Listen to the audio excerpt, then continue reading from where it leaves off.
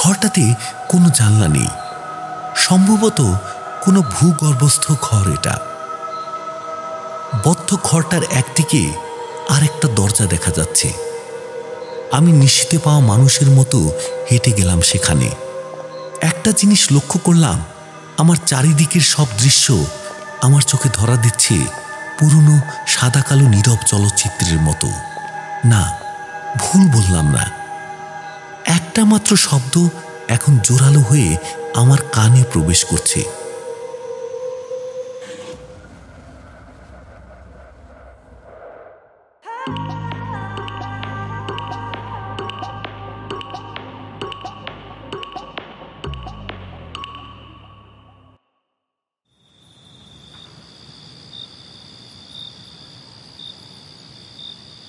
শীতের রাত, গ্রামের পথে একটা কুকুরও নেই। দিগন্তজোড়া অন্ধকার জমাট বাঁধা কুয়াশার আলিঙ্গনে আরো বেশি গাঢ় হয়ে লেপ্টে আছে চারিদিকে। গ্রামের মানুষ অনেকক্ষণ আগেই যে যার নিশ্চিন্ত আশ্রয়ে চলে গেছে। ঝিঝি পোকার দল কেবল তারস্বরে প্রমাণ করে চলেছে পৃথিবীতে এখনো প্রাণের অস্তিত্ব রয়েছে। না, ভুল বললাম। আরও একটি ছায়ামূর্তি হনহন করে হেঁটে চলেছে জনশূন্য গ্রামের রাস্তা ধরে। এই প্রবল শীতেও তার দেহে সংক্ষিপ্ত পোশাক, আর হাতে একটা সরু লম্বা শীতকাঠির মতো বস্তু। মাঝে মাঝে সন্ধিহান ইতিউতি দৃষ্টি দেখে তার উদ্দেশ্যে সততা সম্পর্কে প্রশ্ন জাগে। মাঠঘাটের মধ্যে দিয়ে হোঁচট খেতে খেতে এগিয়ে চলেছে সে। এভাবে বেশ কিছুক্ষণ চলার পর এক বিশাল অট্টালিকার সামনে এসে থমকে দাঁড়ায় লোকটা। বাড়িটা সম্পূর্ণ অন্ধকারে ঢাকা। হয় বাড়িটি পরিত্যক্ত, নয়তো শীতের রাতে বাড়ির বাসিন্দারা নিশ্চিন্ত নিদ্রায় মগ্ন। লোকটি অতি সন্তর্পণে বাড়ির পেছন দিকে এসে উপস্থিত হয়। সরীসৃপের মতো বাড়ির পেছনের পাঁচিলে উঠে তার গা ঘেঁষা ছাতিম গাছটার ডালে চড়ে। অস্বাভাবিক ক্ষিপ্রতায় বাড়ির দোতলার বারান্দায় উঠে পড়ে সে। বোঝাই যায় এসব কাজে তার হাত যশ রয়েছে, হয়তোবা প্রচুর অনুশীলনও। এ বাড়ির সব কিছুর সঙ্গেই সে বেশ ভালো রকম পরিচিত, অথবা রাতের এই নিষিদ্ধ অভিসারের জন্য এসব সে আত্মস্থ করেছে। মোটের উপর লোকটি সফল হলো বাড়িতে প্রবেশ করতে। এবার সে এগিয়ে গেল সিঁড়ির দিকে। ঘোরানো সিঁড়ি বেয়ে উঠে গেল 3 তলায়। 3 তলায় একটা বিশেষ ঘরের সামনে এসে থামল সে। ঘরের দরজায় বেশ বড় একটা তালা ঝুলছে। লোকটি একটুও না ঘাবড়ে তার হাতের সরু লম্বা জিনিসটা দিয়ে বিশেষ কায়দায় কয়েকবার চাপ দিতেই খুলে গেল দরজাটা। ঘরের ভেতরটা অন্ধকার। দরজার একটা পাল্লা খুলে লোকটা ঢুকে পড়ল ভেতরে। মিনিট 10 কাটল। হঠাৎ তরাম করে খুলে গেল দরজা। দরজার পাল্লা দুটো হাট করে লোকটা চিৎকার করে বেরিয়ে এলো। তার চোখ দুটো যেন ঠিকরে বেরিয়ে আসছে। বোঝাই যাচ্ছে কিছু বা কাউকে দেখে বেদম ভয় পেয়েছে সে। তালকানার মতো করিডোর ধরে ছুটতে শুরু করলো সে। তারপর বারবার পেছনে তাকিয়ে দেখা দেখে মনে হচ্ছে যেন কিছু তার পিছু নিয়েছে। ছুটতে ছুটতে সে পাশের একটা ঘরের দরজা টেনে খুলে ফেলল। হয়তো ভেবেছিল সেখানে ঢুকে ভেতর থেকে দরজা বন্ধ করে সে বাঁচবে, কিন্তু ভাগ্যটা তার নেহাতি খারাপ। এক টানে দরজার পাল্লাটা খুলে হতবাক হয়ে যায় সে। দরজার ভেতরে ঘর নেই, আছে কংক্রিটের দেওয়াল। গলা থেকে একটা আতঙ্কের চিৎকার বেরিয়ে আসে লোকটার। পাল্লাটা খোলা রেখেই আবার পাশের ঘরের দরজা খুলে ফেলে সে। এবার সফল হয়। ঘরে ঢুকতে ঢুকতেও পেছন ফিরে বারবার তাকায় লোকটা। দরজা বন্ধ করে ফাঁকা ঘরে লুকোনোর জায়গা খুঁজতে খুঁজতে হঠাৎ তার চোখে পড়ে ঘরের মাঝখানে একটা কাঠের সিঁড়ি। দুরন্ত পদক্ষেপে সে উঠতে থাকে সিঁড়ি বেয়ে। উঠতে উঠতে একসময় থমকে দাঁড়িয়ে পড়ে। তার মাথা ঠেকেছে সিলিংয়ে। সিঁড়ির গন্তব্য সিলিং। পিছু হটতে হটতে উন্মত্তের মতো নিজের কপালে হাত দিয়ে আঘাত করতে থাকে লোকটি। এই বাড়ির ধাঁধা তাকে মানসিক ভারসাম্য ধাঁধিয়ে দিচ্ছে। ঘরের মেঝেতে পা দিয়ে ঘুরে দাঁড়ায় সে। 1 মিনিটও সে আর থাকতে চায় না এখানে। আবার ঘরের দরজা খুলে ছুটতে থাকে। দিকবিদিক জ্ঞান শূন্য হয়ে উঠতে শুরু করে ছাদে সিঁড়ি বেয়ে। একসময় এসে পৌঁছয় সুবিশাল ছাদে। এই ছোটাছুটিতে সম্ভবত ক্লান্ত হয়ে পড়েছিল লোকটা। খোলা ছাদে দাঁড়িয়ে ক্ষণিক শ্বাস নিচ্ছিল সে। আচমকা পেছনের দিকে তাকিয়ে একটা তীব্র আর্তচিৎকার করে সে ঝাঁপিয়ে পড়ে ছাদের নিচু কার্নিশ টপকে নিশ্চিম শূন্যতায়। এ বাড়িতে আর একদণ্ড থাকার চেয়ে মৃত্যুও হয়তো শ্রেয় মনে হয়েছিল লোকটার।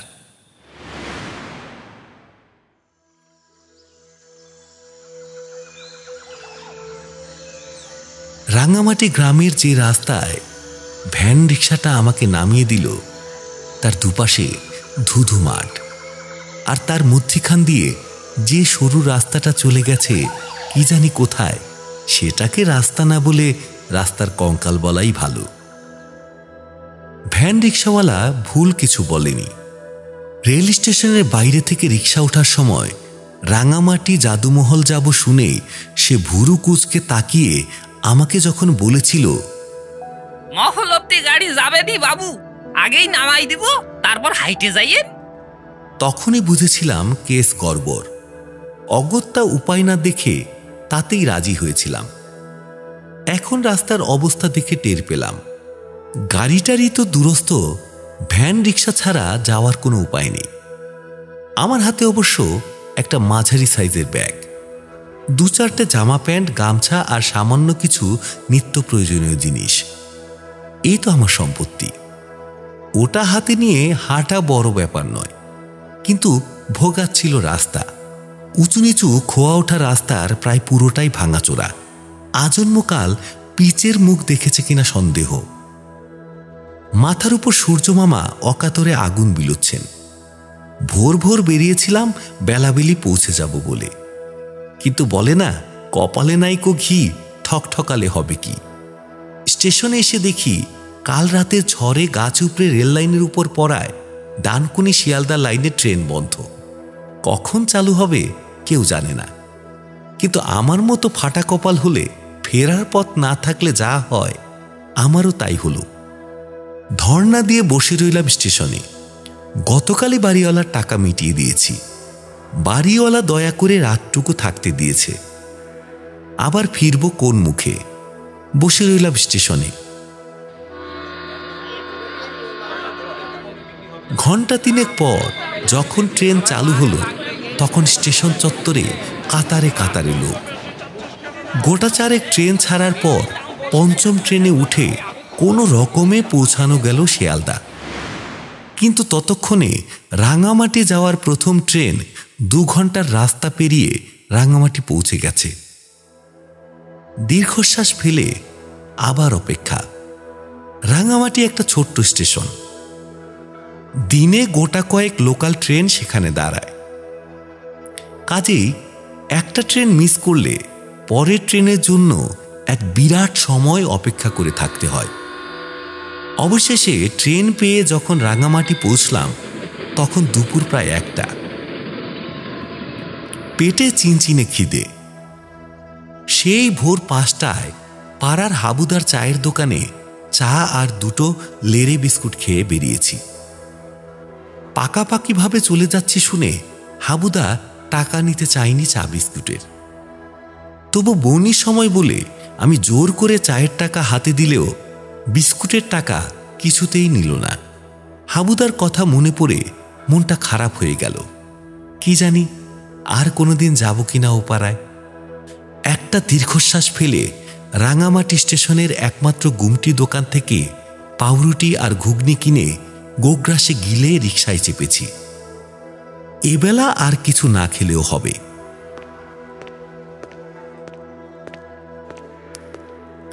মিনিট 10 হাঁটার পর সামনের দিকে তাকিয়েই বিশাল বাড়িটার উপরতলায় পরপর অর্ধচন্দ্রাকৃতি জানলাগুলোর মাথায় একটা বড় গম্বুজ চোখে পড়ল। তার গায়ে নানা রঙের কাঁচ লাগানো। ছাদের কংক্রিটের রেলিংয়ের বাইরের অংশে খোদাই করে বড় বড় করে লেখা জাদুমহল নামটা পড়তে অসুবিধে হচ্ছে না। নিচের অংশটা ঢেকে রেখেছে সামঞ্জস্যহীনভাবে বেড়ে ওঠা গাছপালার পত্র সম্ভার। দেখে মনে হলো নিম, অশ্বত্থ, আশশেওড়া গাছ। এই গাছগুলো নিশ্চয়ই বহু বছরের পরিচর্যার অভাবে স্বাধীনভাবে বেড়ে উঠেছে, নয়তো সাধারণভাবে এসব গাছ কেউ বাড়ির সামনে লাগায় না। বাড়ির বিরাট লোহার গেটটার একটা পাল্লা দাঁড়িয়ে থেকে নিজের কাজ নিষ্ঠার সঙ্গে করার চেষ্টা করছি ঠিকই, কিন্তু অন্য পাল্লাটা যে লোহার মোটা মোটা বল্টু দিয়ে কংক্রিটের সঙ্গে আটকে থাকার কথা, তাদের জং পড়ে ক্ষয়ে যাওয়া জনিত অসহযোগিতার কারণে একদিকে হেলে পড়ে নিজের কর্মে অক্ষমতা জ্ঞাপন করছে। গেটের বাইরে থেকে শুরু করে ভেতরে যতদূর চোখ চলছে, মাটির উপর লম্বা লম্বা ঘাস আর আগাছার রাজত্ব। গেটের সামনে দাঁড়িয়ে বাড়ির অবস্থা দেখে পুরো চমকে গেলাম। এখানে কিভাবে আমি বাস করব? হাঁ করে উপর দিকে তাকিয়ে বাড়ির পুরোটা দেখতে গিয়ে মাথা ঘুরে গেল। আজ থেকে এ বাড়ির মালিক আমি। যদিও সেটা সৌভাগ্য না দুর্ভাগ্য, সেটা নিয়ে মনে এর মধ্যে বেশ দোলাচল জন্মাচ্ছিল। হেলে পড়া গেটের পাশ কাটিয়ে ঘাস আগাছা মারিয়ে ঢুকলাম ভেতরে। গেট থেকে বাড়ির ভেতরে ঢোকার দরজা পর্যন্ত 50 হাত রাস্তা ইটে বাঁধানো। দুপাশের মাটিতে জন্মানো আগাছা হুমড়ি খেয়ে এসে পড়েছে রাস্তার উপর। যতটুকু অংশ চোখে পড়ছে তার প্রায় পুরোটাই সবুজ শ্যাওলায় আচ্ছাদিত। খুব সাবধানে পা ফেলে এগিয়ে গেলাম বাড়িতে ঢোকার কাঠের দরজার দিকে। এবারে সব কিছুই বিশাল। কাঠের মোটা পাল্লার যে দরজার সামনে এসে দাঁড়ালাম, সেটাও আমার মাথার চেয়ে আরও অন্তত 3 হাত উঁচু। এককালে দরজার রং সবুজ ছিল, এখন সেটা উঠে গেলেও জায়গায় জায়গায় সবুজ ছোপ এখনো তার স্মৃতিটুকু ধরে রেখেছে। দরজার বড় বড় দুটো লোহার কড়ায় একটা তালা ঝুলছে। এ তালার চাবি আমার কাছেই আছে। ব্যাগের ঝুলে পড়া স্ট্র্যাপটা টেনে কাঁধে তুলে তার পকেট থেকে বের করলাম গতকাল শ্যামলবাবুর দিয়ে যাওয়া চাবির গোছাটা। তালা খুলে হাত দিয়ে ধাক্কা দিতে সামান্য ফাঁক হলো ভারী দরজাটা। আরও একটু জোরে দিতে বেশ জোরে ক্যাচ ক্যাচ শব্দ করে খুলে গেল। দরজা খুলতেই অনেক দিনের বদ্ধ একটা গরম হাওয়া এসে ধাক্কা দিল আমাকে, সঙ্গে ভ্যাপসা গন্ধ। অনেকদিন আলো হাওয়ার মুখ দেখেনি বাড়ির ভেতরের অংশটা। ভেতরে জমাট বাঁধা অন্ধকার না জানি কত বছর ধরে দৈত্যপুরী রাজকন্যার মতো সোনার কাঠির স্পর্শে অঘরে ঘুমুচ্ছিল। আজ হঠাৎ এক আগন্তুকের অনাকাঙ্ক্ষিত প্রবেশ তার নিশ্চিন্ত ঘুমের ব্যাঘাত সৃষ্টি করেছে। দরজা দিয়ে বাইরের আলো যেটুকু ভেতরে গিয়ে পড়েছে, তাতে দেখলাম বেশ খানিকটা ফাঁকা জায়গার উপর একটা চওড়া ঘোরানো সিঁড়ি উঠে গেছে উপরে। ফাঁকা জায়গা না বলে সেটাকে সিঁড়ির ল্যান্ডিং বলা চলে। ডান দিকে বাদিকে সারি সারি ঘর। ভেতরে ঢুকে চারিদিক খুব ভালো করে দেখলাম। সিঁড়ির পেছনে একটা জানলা। আলোর জন্য সেই জানলাটা খুলে দিলাম। উপরে ছিটকিনিটা হাতে পাওয়ার জন্য আমাকে অবশ্য জানলার উপরে উঠতে হলো। জংধরা ছিটকিনি, পুরু ধুলো আর ঝুল এসব বাধা টপকে যখন অবশেষে জানলাটা খুলে দিলাম, বাইরের রোদ ভেতরে পড়তেই এতক্ষণের চাপ ধরা অস্বস্তিটা কেটে গেল। এবার সিঁড়ির সামনে দাঁড়িয়ে উপরের দিকে তাকালাম। সিঁড়িটা ঘুরে ঘুরে উঠে গেছে 3 তলা পর্যন্ত। এখান থেকে তাকালে বাড়ির ছাদ পর্যন্ত দেখা যাচ্ছে। একদম উপরে একটা গম্বুজের ভেতরের ফাঁপা অংশ, তাতে রঙিন কাঁচ লাগানো। বুঝলাম এটাই আমি বাইরে থেকে দেখতে পেয়েছিলাম। পেছনের খোলা দরজাটা বন্ধ করে দিলাম। তারপর সিঁড়ি বেয়ে উঠতে লাগলাম উপরে। কেমন যেন অস্থির লাগছে। কিভাবে এই বাড়ি আমি একা দেখাশোনা করব, কিভাবেই বা বাস করব এই অচিনপুরে। চারিদিকে ধুলো আর ঝুলের রাজত্ব। মনে মনে ঠিক করলাম কাল সকালে গ্রামে জিজ্ঞাসাবাদ করে দু একজন লোক লাগিয়ে সামনের আগাছা আর বাড়িঘরের ময়লা পরিষ্কার করাতে হবে। কিন্তু আজকে আমি থাকবো কিভাবে? ভাবতে ভাবতে দোতলায় উঠলাম। দোতলায় যেতেই অন্ধকারটা আবার চেপে ধরল। তবে চোখ সয়ে এসেছিল বলেই কিনা জানি না, আমার দেখতে খুব অসুবিধা হচ্ছিল না। সকাল থেকে এক নাগারের ধকলে শরীর আর দিচ্ছিল না। হাত ঘড়ির দিকে তাকিয়ে দেখলাম বিকেল হতে চলেছে। সামনেই যে ঘরটা দেখতে পেলাম তার দরজাটা হাত দিয়ে ঠেলতেই খুলে গেল। যাক বাবা, ঘরের দরজায় অন্তত তালা দেওয়া নেই।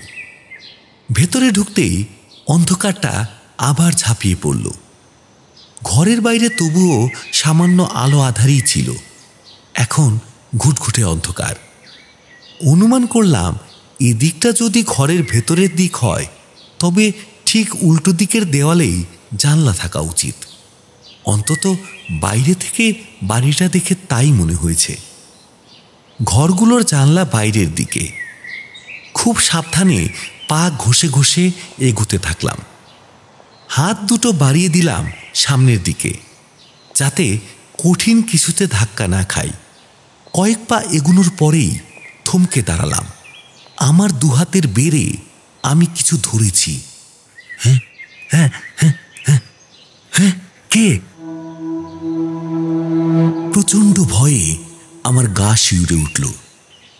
তাহলে কি এত বছর ধরে পড়ে থাকা বাড়িটা বদমাইশ লোকের আখড়া হয়েছে?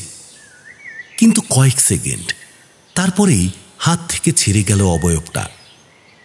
আমার কানের পাশ দিয়ে একটা ঠান্ডা হাওয়া বয়ে গেল, আর একটা চাপা হাসির শব্দ। হাসির শব্দটা কোনো বাচ্চা মেয়ের, ঠিক যেন বছর দশেকের কোনো বাচ্চা মেয়ের। আমার গায়ে কাঁটা দিয়ে উঠল। আমি হিতাহিত জ্ঞানশূন্য হয়ে দৌড়লাম উল্টো দিকের জানলার উদ্দেশ্যে। ভগবান আমার সহায় ছিলেন। একটু হাতড়েই জানলার পাল্লাটা হাতে পেয়ে গেলাম। জানলাটা খুলতেই শেষ বিকেলে রোদ্দুর এসে ভাসিয়ে দিয়ে গেল ঘরের ভেতরটা।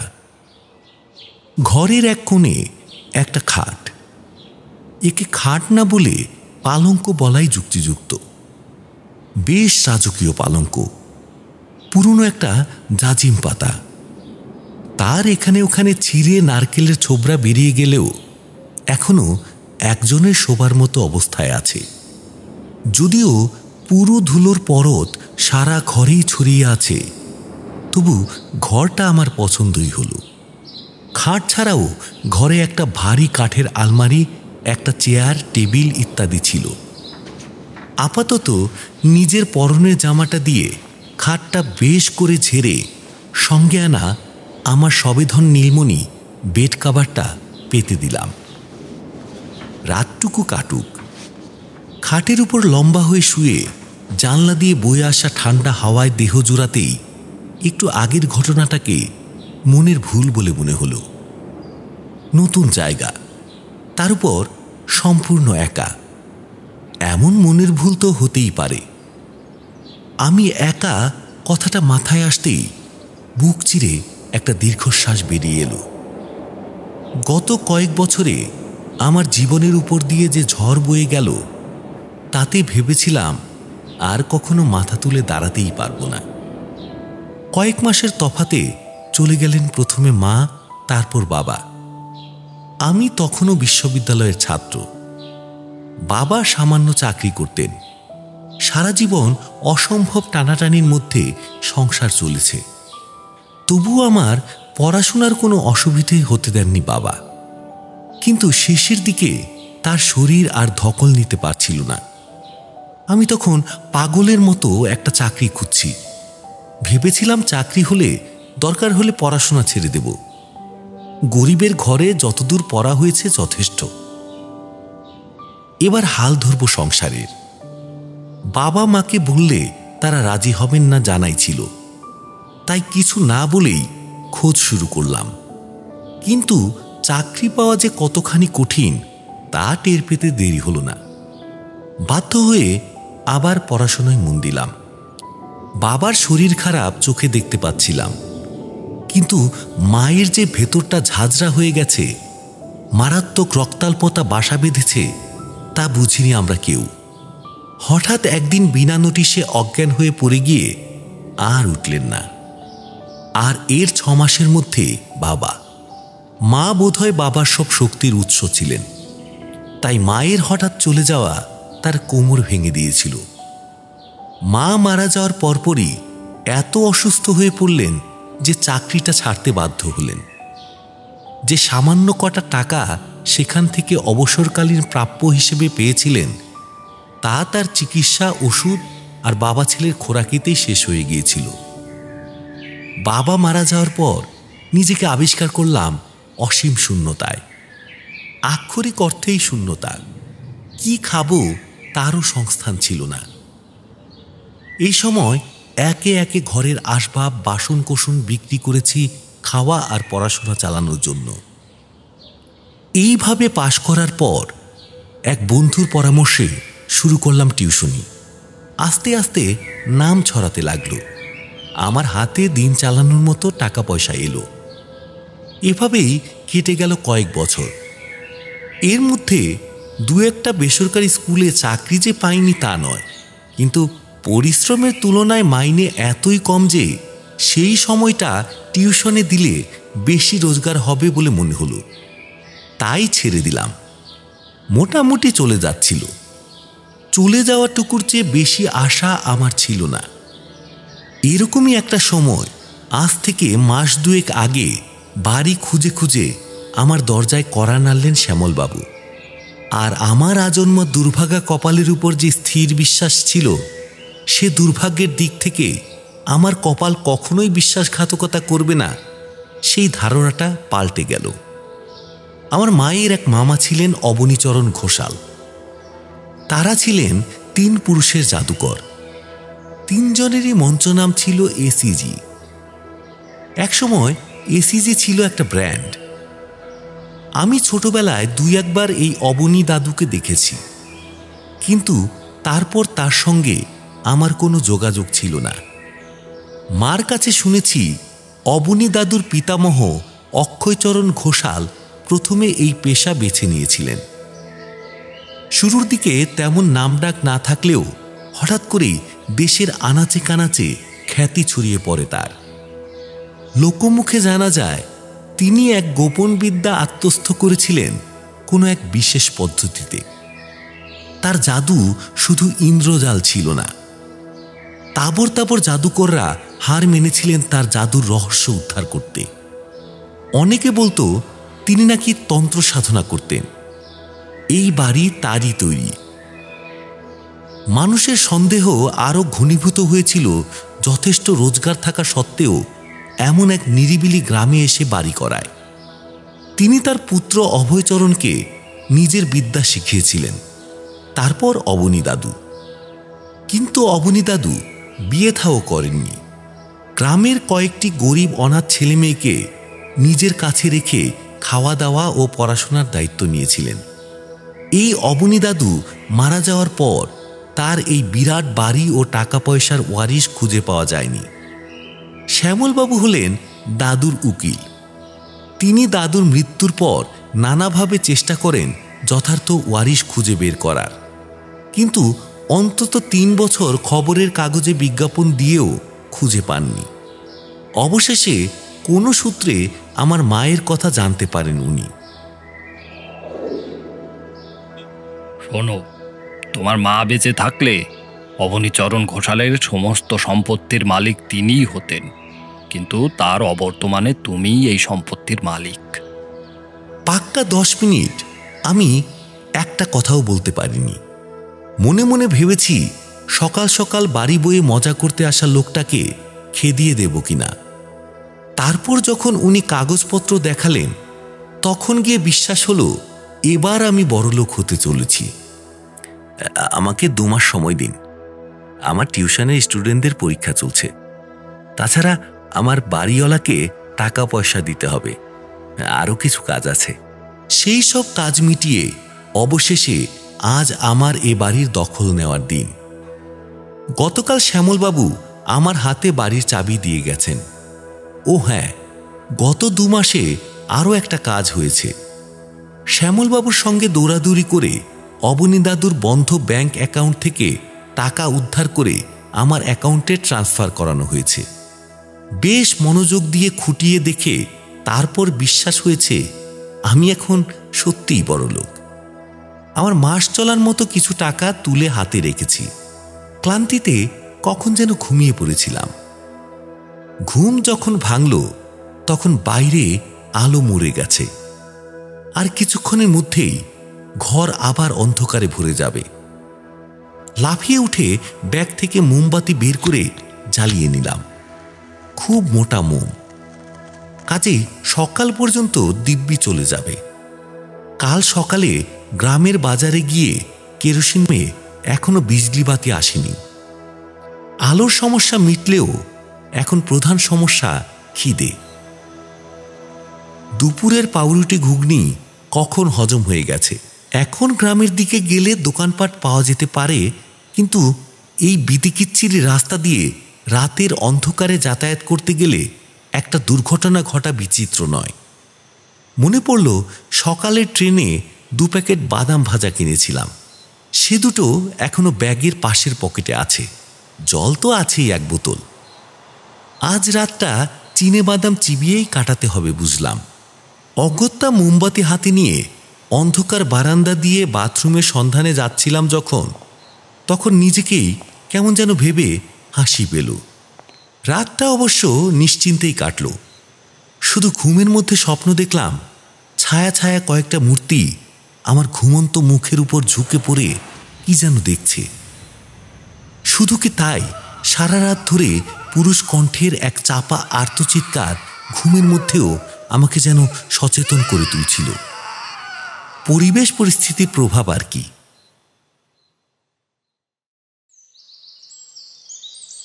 পরদিন ঘুম থেকে উঠতে একটু বেলা হলো। এমনিতে আমি ভোরে উঠি, আজ হয়তো মানসিক নিশ্চিন্ততায় ঘুমটা একটু বেশি গাঢ় হয়েছে। হাত মুখ ধুয়ে ফ্রেশ হয়ে তাড়াতাড়ি বাজারে যাওয়ার জন্য প্রস্তুত হয়ে নিলাম। বেশ কিছু জিনিসপত্র কেনার আছে। বাড়ি থেকে বেরিয়ে সেই ভাঙাচোরা রাস্তাটা দিয়ে যেতে যেতে আর ততটা খারাপ লাগছিল না। বেশ সবুজে ঘেরা চারিদিক। জাদুমহলের আশেপাশে কোনো বাড়িঘর নেই। বাড়ির পেছনে একটা মজে আসা পুকুর, আর চারদিকে খোলা মাঠ। অদ্ভুত মানুষ ছিলেন অক্ষয় ঘোষাল, নইলে যে কোনো শহরের বুকে বিলাসবহুল বাড়ি করে বাস করা যার হাতের মুঠোয় ছিল, তিনি এই অজপাড়া গায়ে বাস করতে আসবেন কোন আনন্দে? আর তিনি না হয়েছিলেন পুরনো আমলের লোক। অবনী দাদুই বা কেন এখান থেকে কলকাতায় কোথাও চলে গেলেন না? ভাবতে ভাবতে গ্রামের বাজারে পৌঁছে গেলাম। দরকারি বেশ কিছু জিনিসপত্র কিনলাম, বিশেষ করে রান্নার বাসনপত্র আর উপকরণ, কেরোসিন আর হ্যারিকেন, এছাড়াও আরও নানা সামগ্রী। গ্রামের সবাই মোটামুটি সবাইকে চেনে বলেই মনে হয়, তাই আমাকে দেখে অনেকেই বেশ ঔৎসুক্য নিয়ে তাকাচ্ছিল। আমি খুব একটা পাত্তা দিলাম না। আমি খুঁজছিলাম এমন কাউকে যে আমাকে 2-1 মালি আর একজন প্রতিদিনের কাজের লোক জোগাড় করে দিতে পারবে। যে বাসনওয়ালার কাছ থেকে বাসন কোসন কিনলাম তিনি একজন বয়স্ক মানুষ। মুখ দেখে মনে হলো উনি আমায় সাহায্য করতে পারেন, কাজেই ওকেই সব কথা খুলে বললাম। উনি খানিকক্ষণ আমার মুখের দিকে তাকিয়ে থেকে বললেন, আপনি কি ওই জাদু মহলে থাকেন? হ্যাঁ। বসেন। আপনি ওই পাগলা জাদুকরের কেউ হন বুঝি? সাহস আছে আপনার। ওই অঘটনের পর থেকে জাদুকর একাই থাকতো ওখানে, তারপর সেও গেল। তাও তো বেশ ক বছর হলো। এতদিন ধরে ফাঁকা পড়ে আছে মহল। যদিও ভালোই হয়েছে এক হিসেবে, তাও একটু আলো ঝুলবে বাড়িটায়, নইলে তো। অঘটন মানে কিরকম অঘটন? ও, জানেন না বুঝি? অবনীবাবু তো গ্রামের 5টা অনাথ ছেলে মেয়েকে পুষতেন নিজের বাড়িতে। 3টে ছেলে আর 2টো মেয়ে। ওদের খাওয়া, পড়াশোনা সব দায়িত্ব নিয়েছিলেন। বিয়ে থা করেননি কি না? গ্রামের বাচ্চারা খুব ভালোবাসতো ওনাকে।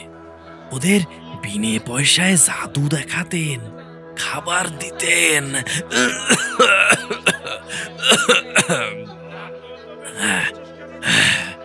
জাদু মহলের নিচতলার একটা ঘরে ওরা থাকতো। একদিন কিভাবে জানি না রাতারাতি উধাও হয়ে যায় ছেলে মেয়েগুলো। হাজার খুঁজেও তাদের চিহ্ন মাত্র পাওয়া যায়নি। আমার খুব রাগ হচ্ছিল। শ্যামলবাবু আমাকে এসব কথা ঘুণাক্ষরেও জানাননি। এরকম সাংঘাতিক কাণ্ড ঘটেছে যে বাড়িতে, সেখানে থাকতে একটু খুঁতখুত লাগবে বই কি। আর অবনী দাদু, উনি কিভাবে মারা গেলেন? উনি এরপর পাগলের মতো হয়ে যান। একাই থাকতেন, মাঝে মাঝে একা একা কথা বলতেন, চিৎকার করতেন। যারা ওর বাড়িতে কাজ করত তারাই বলতো। তারপর তো একদিন ভাগলপুরের জাদুর খেলা দেখাতে গিয়েছিলেন। সেইখানেই ওর মৃতদেহ পাওয়া যায়। শোনা যায় ওর গলায় আঙ্গুলের দাগ ছিল।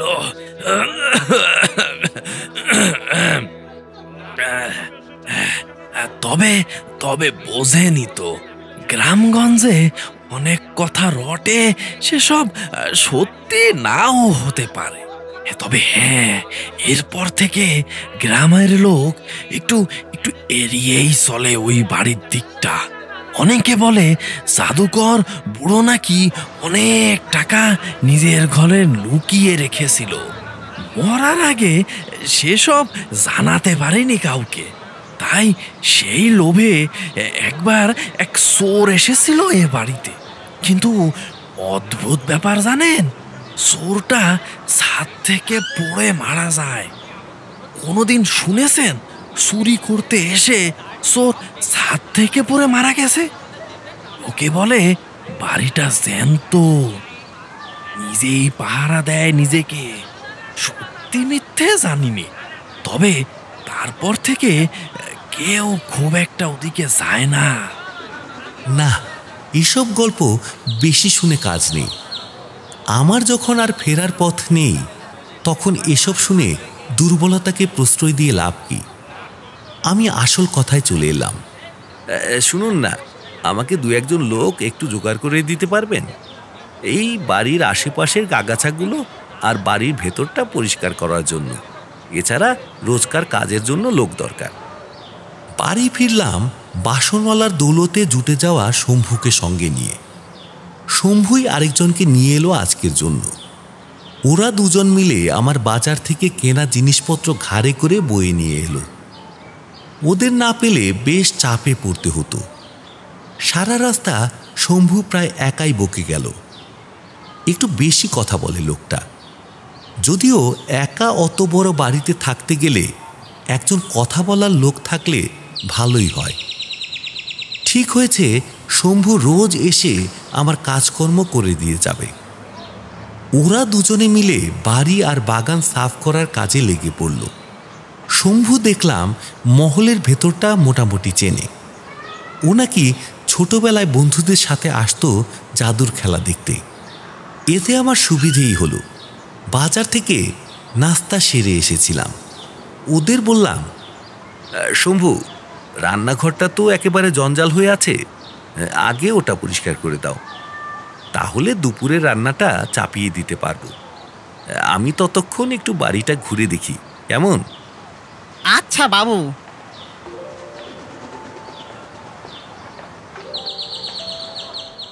নেমে এলাম একতলায়।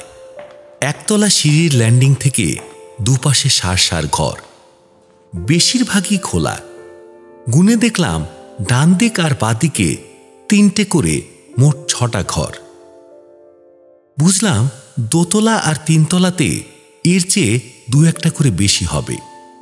একতলার কোন ঘরটায় ছেলে মেয়েগুলো থাকতো সেটা জানার জন্য খুব কৌতূহল হচ্ছিল। ফলে সব ঘরগুলোই খুলে খুলে দেখলাম। কোনো ঘরেই খুব বেশি আসবাবপত্র নেই। এছাড়া এমন কিছু দেখতে পেলাম না যাতে বোঝা যায় এটাই সেই ঘর। একটু দমে গিয়ে উঠে পড়লাম দোতলায়। দোতলার করিডোরের শেষে রান্নাঘর থেকে ঘষাঘষির আওয়াজ পাওয়া যাচ্ছিল। বোঝাই যাচ্ছে ওদের কাজ জোর কদমে চলছে। আমি দোতলার ঘরগুলো ঘুরে ঘুরে দেখছিলাম। নিচের তলার মতোই একই ডিজাইনের ঘর, পার্থক্য নেই কোনো। শুধু একটা ব্যাপার দেখে আমার হাঁ মুখ আর বন্ধ হচ্ছিল না। দোতলার করিডোরের দরজার সংখ্যা নিচের তলার প্রায় দ্বিগুণ। এটা কিভাবে হয় ভাবতে ভাবতে এক এক করে যখন দরজাগুলো খুলছিলাম তখন দেখলাম মাঝে মাঝেই এক একটা নকল দরজা। ঠিক নকল বললে ভুল হবে, দরজাগুলো আসল, অথচ তার ভেতরে কোনো ঘর নেই। মানে দরজা খুললে নিরেট দেওয়াল। এর কি অর্থ হয় তা বুঝে উঠতে পারলাম না। ঘর যখন নেই তখন দরজা কোন কাজে লাগবে এটা আমার মাথায় ঢুকল না। নকল দরজাগুলো দেখেই বোঝা যায় সেগুলো মহল তৈরির সময়কার নয়, অনেক পরে। এই অদ্ভুত ব্যাপারটা আবিষ্কার করার পর আরও কিছু জিনিস আমার চোখে পড়ল। ঘরগুলোর কোনো কোনোটার ভেতরে শহুরের ডুপ্লেক্স কায়দায় কাঠের সিঁড়ির ব্যবস্থা রয়েছে, অথচ সিঁড়িগুলো গিয়ে শেষ হয়েছে ঘরের সিলিংয়ে। তার মানে ওই সিঁড়ি বেয়ে উঠলে আদৌ কোথাও পৌঁছানো সম্ভব নয়। যত দেখছিলাম তত হতবাক হয়ে পড়ছিলাম।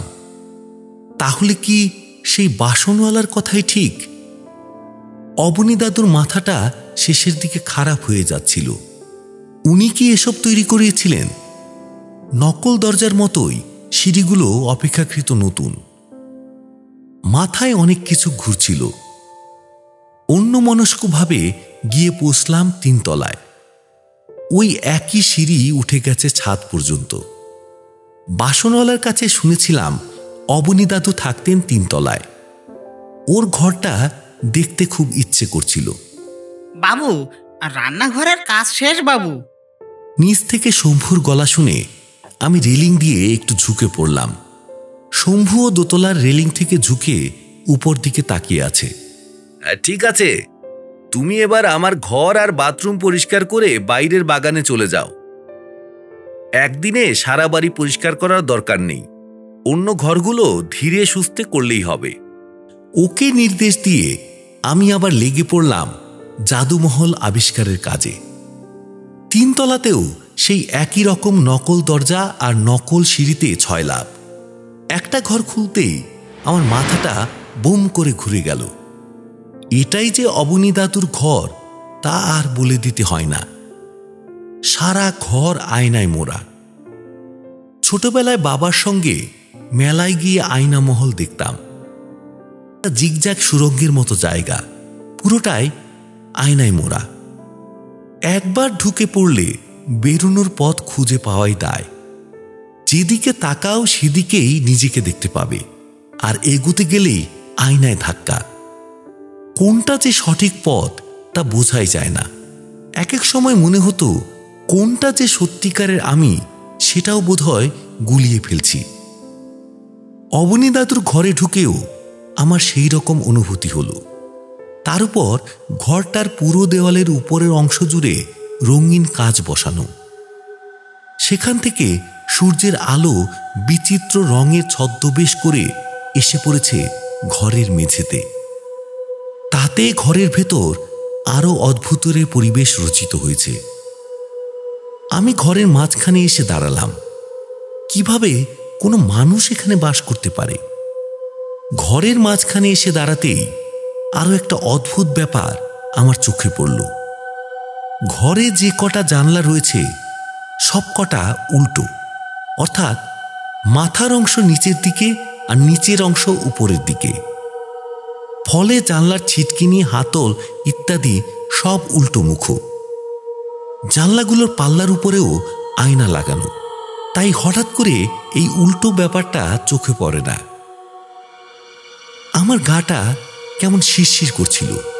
মনে হচ্ছিল আর এক মুহূর্ত এখানে থাকলে আমি আবার ছোটবেলার মতো নিজেকে হারিয়ে ফেলব, আর কোনোদিন ফিরতে পারবো না মানুষের জগতে। পিছন ফিরে চলেই আসছিলাম, এগুতে গিয়ে বাধা পেলাম। কোনো এক মন্ত্র বলে আমার সামনে এখন নিরেট দেওয়াল। মানে কি করে সম্ভব এটা? হাতড়ে হাতড়ে স্পর্শ করলাম দেওয়ালটা। না, কোনো ভুল নেই, আমি এগোতে পারছি না। অগত্যা পেছনে ফিরলাম।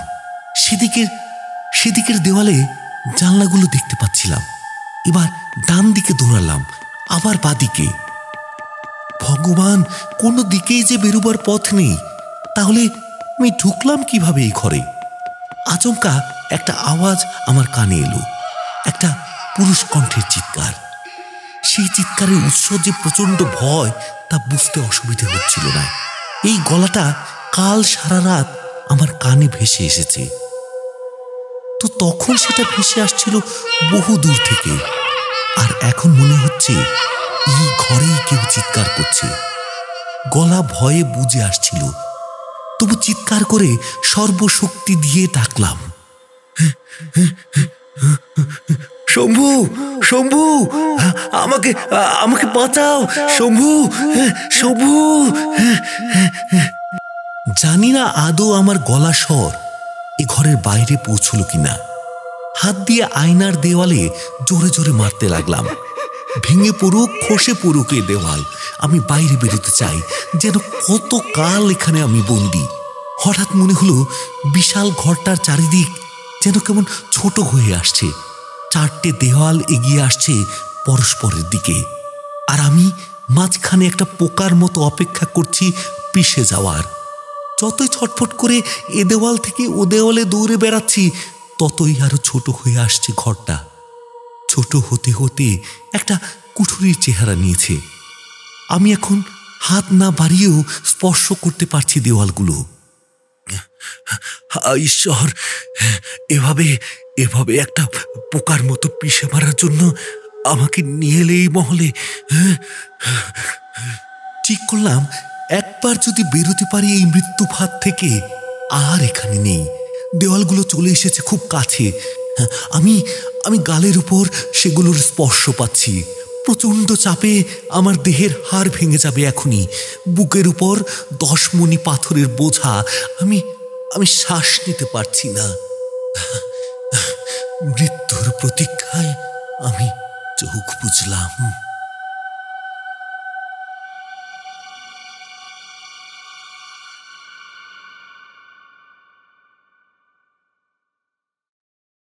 বাবু, বাবু, কি হয়েছে বাবু?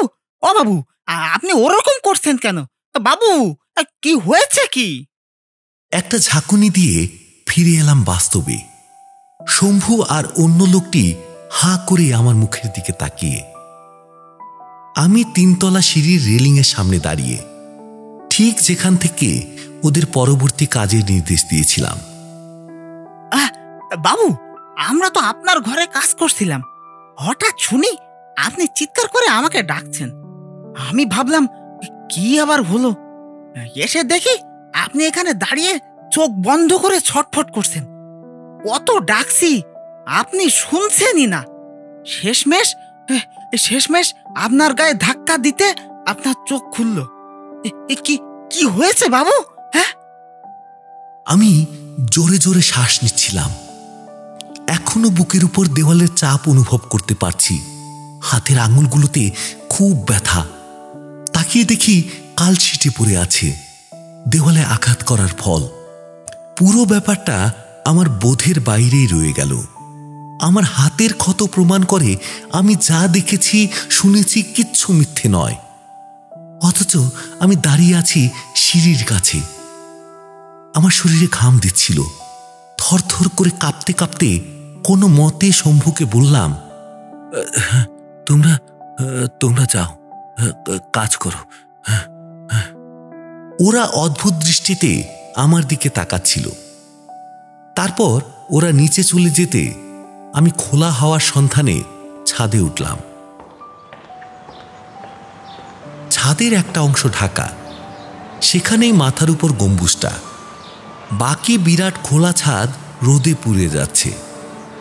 ছাদ থেকে আশেপাশে ধুধু মাঠ, গাছপালা, রাস্তা, দূরে গ্রামের ছোট ছোট বাড়ি সব দেখা যাচ্ছে। রোদ থাকা সত্ত্বেও ফুরফুরে হাওয়ার জন্য গরম তেমন অনুভূত হচ্ছিল না। আমি রোদের মধ্যেই কার্নিশে হাত রেখে দাঁড়িয়েছিলাম। শরীরের কষ্টটা একটু কমেছে। খানিকক্ষণ আগে যে অভিজ্ঞতা হলো তাতে এ বাড়িতে আমার আর থাকতে চাওয়া উচিত না। একটু আগেও তাই ভাবছিলাম, কিন্তু এখন যেন কেমন একটা মায়া অনুভব করছি বাড়িটার উপর। সবে কয়েক ঘন্টা হয়েছে আমি এ বাড়ির বাসিন্দা। এর মধ্যে বাড়িটাকে বেশ নিজের নিজের মনে হচ্ছে। চওড়া কার্নিশের উপর হাত বুলালাম আমি। এই বাড়ির প্রতিটি ইট কাঠ আমার। একে ছেড়ে কোথায় যাব আমি? এ কথা মনে আসতেই পেছন থেকে একটা খিলখিল হাসির আওয়াজ শুনতে পেলাম। অথচ কেন যেন খুব একটা অবাক হলাম না। ধীরে ধীরে পেছনে ঘুরলাম। ঝিমঝিমে রোদে ছাদের ঠিক মাঝখানে কেউ দাঁড়িয়ে আছে। চোখ ধাঁধানো রোদ বটে, কিন্তু তাকে যে আমি স্পষ্ট দেখতে পাচ্ছি না। তার কারণ তার দেহের স্বচ্ছতা, ঠিক যেন জল দিয়ে তৈরি শরীর। আমি ফিরে তাকানো মাত্রই সে ছুটে চলে গেল ছাদের ঢাকা অংশের গম্বুজের নিচের চিলেকোঠার দিকে। আমিও ছুটলাম তার পিছু পিছু। রোদ থেকে ছায়া এসে প্রথমটায় কিছুই দেখতে পেলাম না। তারপর আস্তে আস্তে চোখ সয়ে এলো। তখন দেখলাম চিলেকোঠা ঘরটার প্রায় পুরোটাই ভর্তি পরিত্যক্ত জিনিসপত্রে। আর খুব স্বাভাবিকভাবেই সেখানে কেউ নেই। আমি জানতাম কাউকে দেখতে পাবো না। বাড়িটার উপর মায়ার পাশাপাশি আমি বিশ্বাস করতে শুরু করেছিলাম এখানে আমি একা নই। যে বা যারা এখানে থাকে তারা আমার কোনো ক্ষতি করবে না। ক্ষতি করতে হলে প্রথম দিনই করতে পারত। বরং তাদের হয়তো আমাকে কিছু বলার আছে, কিছু জানানোর আছে, এমন কোনো কথা যা তারা কাউকে বলতে পারেনি। আমি নিচে নেমে এলাম। এভাবে কেটে গেল বেশ কিছুদিন। আমি ওর মধ্যে আর 3 তলায় উঠিনি। হ্যালোসিনেশন ভেবে সেদিনের ঘটনা ভুলে যাওয়ার চেষ্টা করেছি। তবু মাঝে মাঝে ঘুমের মধ্যে কারোর উপস্থিতি টের পাই। প্রতিদিন রাতে শুনতে পাই পুরুষ কণ্ঠে সেই চিৎকার। আমার ভয় করে না। জানতে চাই তার বা তাদের পরিচয় কি। শম্ভু এসে আমার কাজকর্ম করে দিয়ে চলে যায়। ওকে খুব একটা কথা বলার সুযোগ দিই না। সারাদিন আমার বিশেষ কোনো কাজ নেই। প্রায় শুয়ে বসেই দিন কাটে। মাঝে মাঝে সারা বাড়ির দেওয়ালে, জানলার পাল্লায়, আসবাবপত্রে হাত বুলাই। ঠিক যেন আমার সন্তান এগুলো। কিসের এক মায়া দিনে দিনে আষ্টে পৃষ্ঠে জড়িয়ে ফেলছে আমাকে। এরকমভাবেই দিন কাটছিল। হাতের টাকা প্রায় শেষ। আমাকে একদিন শহরে যেতে হবে। ইচ্ছে না করলেও প্রস্তুত হয়ে বেরিয়ে পড়লাম। বাড়ির দরজায় তালা লাগিয়ে বেরোনোর সময় খুব কান্না পাচ্ছিল, যেন খুব আপনজনকে ছেড়ে যাচ্ছি বেশ কিছুক্ষণের জন্য। ভাঙাচোরা রাস্তা পেরিয়ে রিক্সা ধরে স্টেশনে পৌঁছানোর পর এই মন খারাপটা কাটতে শুরু করল। ট্রেন ধরে শিয়ালদা আসতে আসতে মেজাজটা বেশ ফুরফুরে হয়ে গেল। অনেকদিন পর বাইরে বেরিয়ে ভালো লাগছিল। টাকা তোলা ছাড়াও আরও একটা কাজ করব বলে স্থির করলাম। ব্যাংকের কাজ সেরে ন্যাশনাল লাইব্রেরি মুখ বাসে চেপে বসলাম। সেই কলেজ লাইফ থেকেই আমি ন্যাশনাল লাইব্রেরিতে যাতায়াত করি। কাজেই অবনী দাদুর মৃত্যুর পরের দিনের খবরের কাগজগুলো লাইব্রেরিয়ান সমরদাকে বলে খুঁজে বের করাতে খুব একটা অসুবিধায় পড়তে হলো না। কলকাতার প্রায় সব লিডিং খবরের কাগজগুলোতেই অবনী দাদুর মৃত্যু সংবাদ বেরিয়েছিল। আমার চোখে পড়েনি, কারণ ওই সময় আমি নিজের খাওয়াটুকু জোটাতে হিমশিম খাচ্ছিলাম। খবরের কাগজের দাম দেওয়াও ছিল বিলাসিতা। দেখলাম ভাগলপুরের একটা অডিটোরিয়ামে পরপর কয়েকদিন শো ছিল এসিজি কোম্পানির। যেদিন শেষ শো, সেদিন শো শুরু হওয়ার সময় পেরিয়ে যাওয়ার পরও উনি স্টেজে আসছেন না দেখে গ্রুপের একজন লোক তাকে ডাকতে গিয়ে গ্রিন রুমে গিয়ে দেখে উনি উপুর হয়ে মেঝের উপর পড়ে আছেন। ডাক্তার ডাকা হলে তাকে মৃত বলে ঘোষণা করা হয়। অবনী দাদুর গলায় কিছু দাগ মিলেছিল। প্রথমটায় পুলিশ ফিঙ্গারপ্রিন্ট বলে সন্দেহ করলেও পোস্টমর্টেমে হার্ট অ্যাটাকে স্বাভাবিক মৃত্যু বলেই রিপোর্ট দেওয়া হয়। খবরের কাগজগুলো অন্তত 1 সপ্তাহ ধরে অবনী দাদুর কেসটা ফলো আপ করেছিল। 2-1টা খবরের কাগজে তার বেশ বিস্তারিত জীবনীও দেওয়া হয়েছিল। তাতে তার দেশে বিদেশে পাওয়া নানা পুরস্কারের কথা, বিভিন্ন জাদুর খেলায় তার হাতের কথা লেখা আছে। তবে একটা অদ্ভুত ব্যাপার, জীবনের শেষ 1 সপ্তাহের শোতে তিনি সম্পূর্ণ নতুন একটা খেলা দেখিয়েছিলেন, যা এর আগে কখনো তিনি দেখাননি। এমনকি তার গ্রুপের লোকেরাও এতে অবাক হয়ে গিয়েছিলেন। স্টেজে ওঠার আগে পর্যন্ত কেউ জানতেন না অবনী দাদু এমন খেলা দেখাতে চলেছেন। ভেন্ট্রিলোকুইজরা যে ধরনের পুতুল নিয়ে ভেন্ট্রিলোকুইজম করেন, সেরকম কয়েকটি পুতুল নিয়ে খেলা, কিন্তু গলার ভেতর শব্দ করে পুতুলের মুখে কথা বসানোর খেলা নয়, বরং এক জায়গায় বসে পুতুলগুলো যা নির্দেশ দিত তিনি নাকি তাই করতেন। প্রত্যেক পুতুলের হাতে থাকত কাগজ কলম। দর্শকের চোখের সামনে তাতে একবার এক এক রকম নির্দেশ আসত। প্রতিবারই শেষ নির্দেশে লেখা থাকত ক্ষমা চাও। সবাই অবাক হয়ে দেখত প্রখ্যাত জাদুকর এসিজি হাঁটু গেড়ে মঞ্চের মাঝখানে বসে কাঁদতে কাঁদতে ক্ষমা প্রার্থনা করছেন। আমাকে আমাকে ক্ষমা করে দাও, আমার আমার ভুল হয়ে গেছে, আমাকে ক্ষমা করে দাও, ক্ষমা করে দাও, ক্ষমা করে দাও।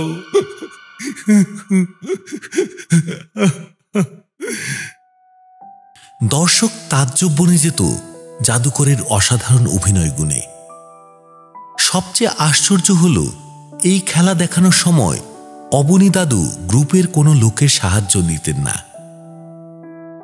অবনী দাদু মারা যাওয়ার পর এই পুতুলগুলো আর খুঁজে পাওয়া যায়নি।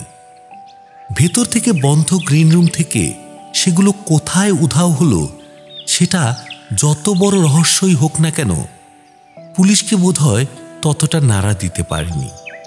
আর একটা ব্যাপার, কোনো কোনো প্রত্যক্ষদর্শী বলেছিলেন যে মৃত্যুর সময় অবনী দাদুর মুখে ছিল একটা প্লাস্টিক হাসি, ঠিক যেমনটা ওই পুতুলগুলোর মুখে থাকত।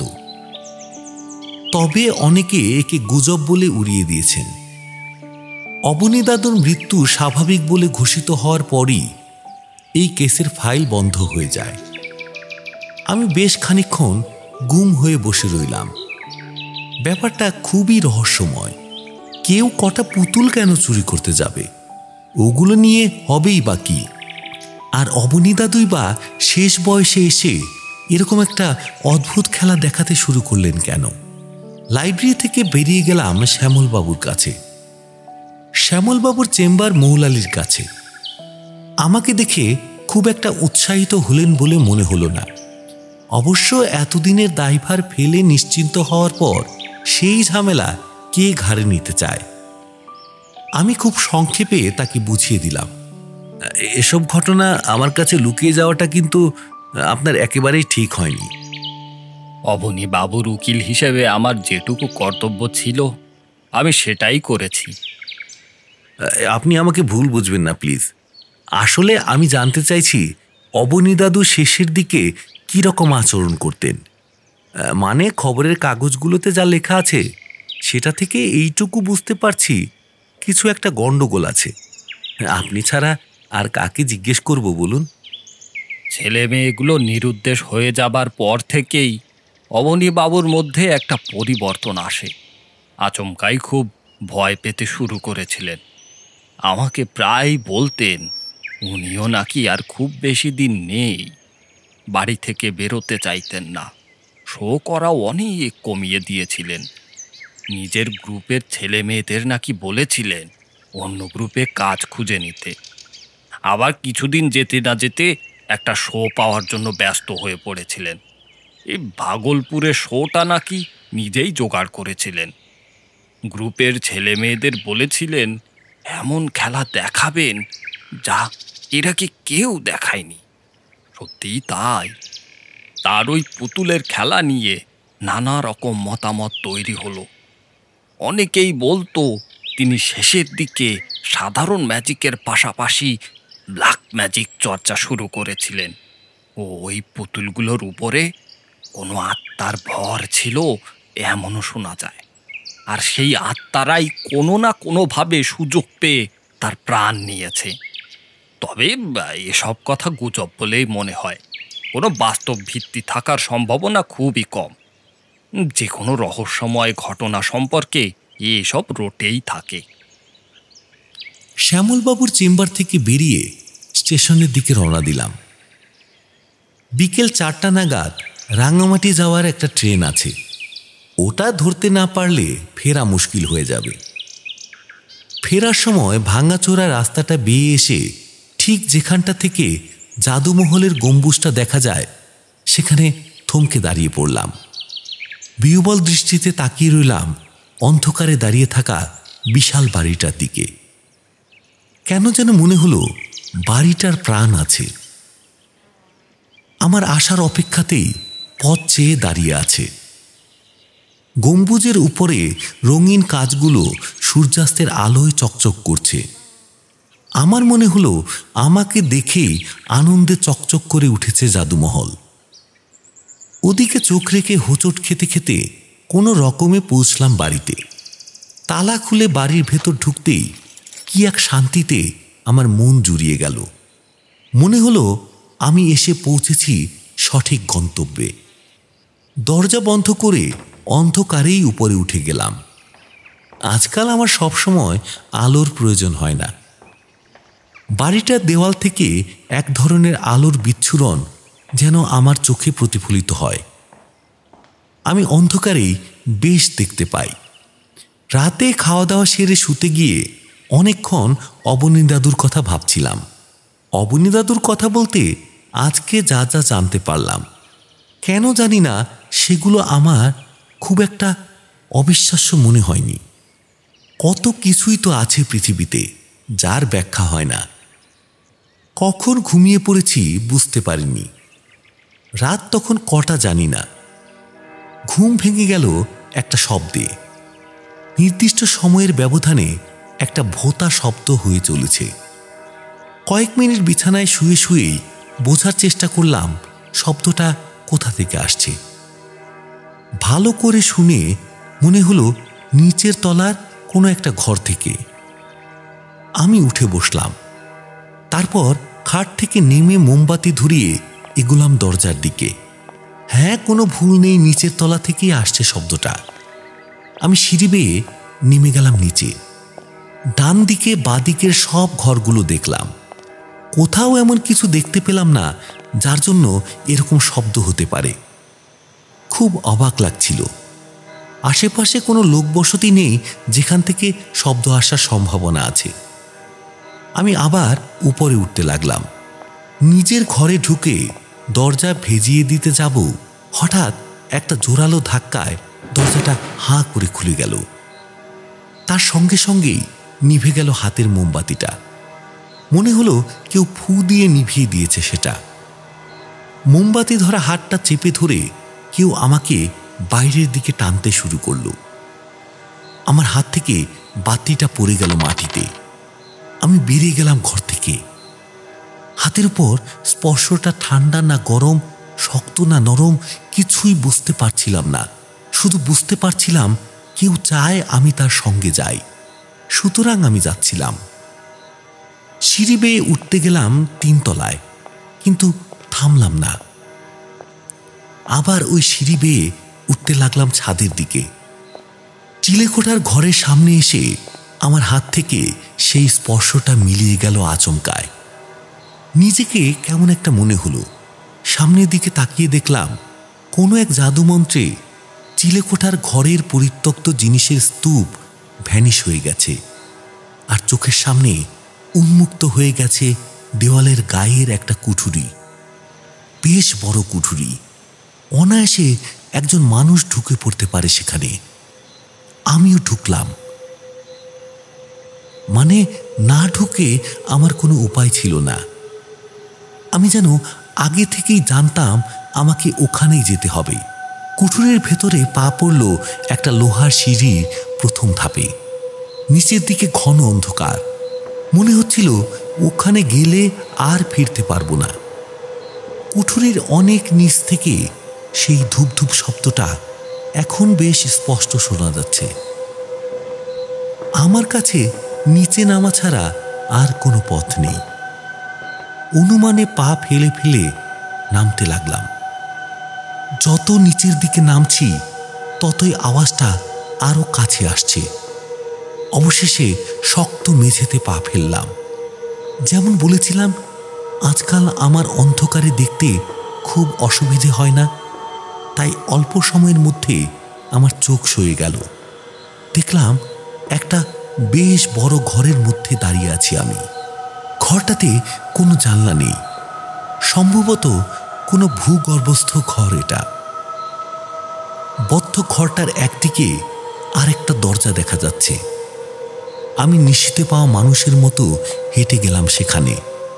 একটা জিনিস লক্ষ্য করলাম, আমার চারিদিকের সব দৃশ্য আমার চোখে ধরা দিচ্ছে পুরনো সাদা কালো নীরব চলচ্চিত্রের মতো। না, ভুল বললাম না। একটা মাত্র শব্দ এখন জোরালো হয়ে আমার কানে প্রবেশ করছে। দরজার ওপারে আরেকটা ঘর। ঘরটার মাঝখানে একটা কুয়ো, আর কুয়োটাকে ঘিরে দাঁড়িয়ে আর বসে রয়েছে কয়েকটা বাচ্চা ছেলে মেয়ে। একটা মেয়ে সোজা হয়ে পেছন ফিরে দাঁড়িয়ে কুয়োর পেছন দিকের একটা কাঠের স্তম্ভের গায়ে ক্রমাগত নিজের মাথা ঠুকে চলেছে। একটা নির্দিষ্ট সময়ের ব্যবধানে তার মাথার সঙ্গে কাঠের স্তম্ভের সংঘর্ষে শব্দ হচ্ছে, আর বাকি ছেলে মেয়েগুলো নির্বিকার বসে রয়েছে, কেউ পা ছড়িয়ে, কেউ বা আসন পিড়ি হয়ে। ভালো করে দেখলাম সব শুদ্ধ 2টি মেয়ে আর 3টি ছেলে। অন্ধকারে ওদের মুখে একটা শূন্যতা দেখতে পাচ্ছিলাম আমি যে ঘরের মধ্যে এসে দাঁড়িয়েছি সে ব্যাপারে ওদের কোনো আগ্রহ আছে বলে মনে হলো না। এমনকি ওরা আমার অস্তিত্ব সম্পর্কে আদৌ সচেতন কিনা সে নিয়ে সন্দেহ হলো। অনাহত দর্শকের মতো আমি দাঁড়িয়ে রইলাম। মাথা ঠুকতে ঠুকতে মেয়েটার মাথা থেকে রক্ত পড়ছে। সেই রক্তের স্রোত ওর কপাল থেকে চোখ বেয়ে গাল হয়ে নেমে আসছে। তবুও কোনো বিকার নেই মেয়েটির। আমি চিৎকার করলাম, হ্যাঁ, কি করছো তুমি? থামো, তুমি মরে যাবে যে, থামো। হ্যাঁ, মনে হলো না আমার চিৎকার ওদের কানে গেল। তীব্র অস্বস্তিতে আমি এগিয়ে যাচ্ছিলাম মেয়েটিকে ধরতে, কিন্তু আমি এগুনোর আগেই এক এক করে মেঝেতে বসা ছেলে মেয়েগুলো উঠে দাঁড়ালো। টলমলো পায়ে হাঁটতে হাঁটতে পৌঁছে গেল দাঁড়িয়ে থাকা মেয়েটির কাছে। তারপর অন্য মেয়েটি গিয়ে হাত ধরল প্রথম মেয়েটির। আগের মেয়েটি মাথা ঠোকা বন্ধ করে মাথা নিচু করে এগোতে লাগলো কুয়োর দিকে, সঙ্গে অন্য মেয়েটিও। এবার একটি ছেলে গিয়ে হাত ধরল পরের মেয়েটির। একে একে অন্য 2টি ছেলেও পরপর হাত ধরাধরি করে এগুলো কুয়োর দিকে। আমি বুঝতে পারছিলাম কি ঘটতে চলেছে, কিন্তু সঙ্গে এও বুঝতে পারছিলাম যে যা ঘটছে তাকে আটকানোর ক্ষমতা আমার নেই। কাঠের মতো দাঁড়িয়ে দাঁড়িয়ে দেখলাম কিভাবে একে একে ছেলে মেয়েগুলো ঝাঁপ দিচ্ছে কুয়োতে। আমি নড়াচড়ার শক্তি পাচ্ছি না, যেন এখানে আমাকে আনাই হয়েছে হাত পা গুটিয়ে ওদের দুর্ভাগ্য দেখার জন্য। শেষ ছেলেটিও যখন ঝাঁপ দিয়ে পড়ল, তখন সম্বিত আর শক্তি দুটোই ফিরে পেলাম আমি। গলা চিরে বেরিয়ে এলো একটা আর্তচিৎকার। ছুটে গেলাম কুয়োর দিকে। ওটার পাড়ের উপর বুক দিয়ে ঝুঁকে পড়লাম। নিচের স্থির কালো জল আমার চিৎকারে এতটুকুও কাঁপল না। এইমাত্র যে ৫-৫টা তাজা প্রাণকে গিলেছে কুয়োটা, তার সামান্যতম লক্ষণ সেখানে নেই। মানুষ কি পরামাত্রই ডুবে যায়? বিশেষ করে অতগুলো বাচ্চা একে অপরকে আঁকড়ে ধরেও কি বাঁচতে চাইবে না? আমি পাগলের মতো ঘরটার এদিক থেকে ওদিকে দৌড়াতে দৌড়াতে গলা ফাটিয়ে চেঁচাতে লাগলাম, কেউ যদি শুনতে পায়। কিন্তু এও জানতাম তার সম্ভাবনা নেই। তবু নিজেকে সংযত করতে পারলাম না। হঠাৎ মাথাটা কেমন যেন ঘুরে উঠল।